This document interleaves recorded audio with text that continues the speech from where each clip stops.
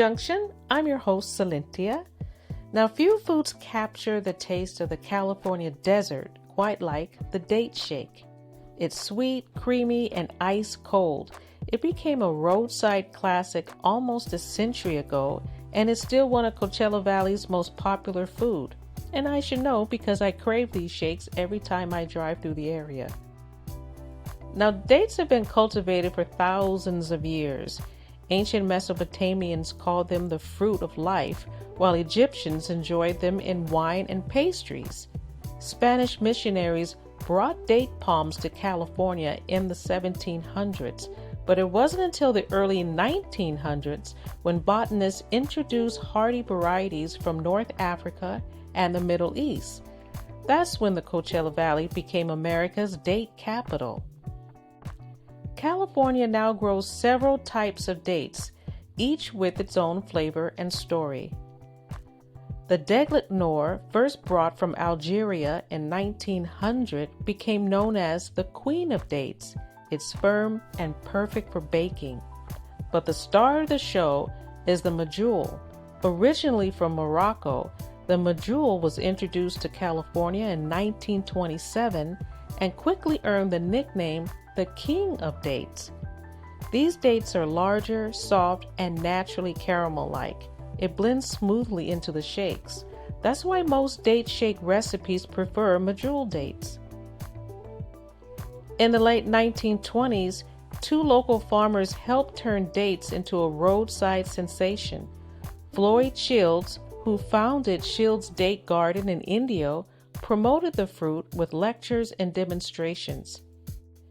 And Russell Nicoll, who ran the Valerie Jean Date Shop along Highway 86, took credit for inventing the very first date milkshake. Now, whether it was Nicoll, Shields, or both who perfected the recipe, the shake quickly became the Coachella Valley's signature refreshment, a creamy blend that tourists couldn't resist. Now let's make our own. The classic recipe hasn't changed much in nearly a century. Just dates, milk, and vanilla ice cream. Chop up your dates in a small bowl. You need about a half cup and cover with a half cup of hot water. This softens up the dates and makes it easier when it comes time to blending them. You let it soak for about 5 minutes, and then after that, we'll drain the water. Now, some recipes actually let the water soak into the dates a little longer to form a paste and then blend the whole thing into the shake. But if you do that, you may need more ice cream to thicken it up. For this recipe, we drain the water after 5 minutes and then let them cool down in the fridge. Sometimes I do this ahead of time. So our dates are cooled off, and I'll add a little cinnamon if you like, and blend in about a half cup of milk or a milk substitute.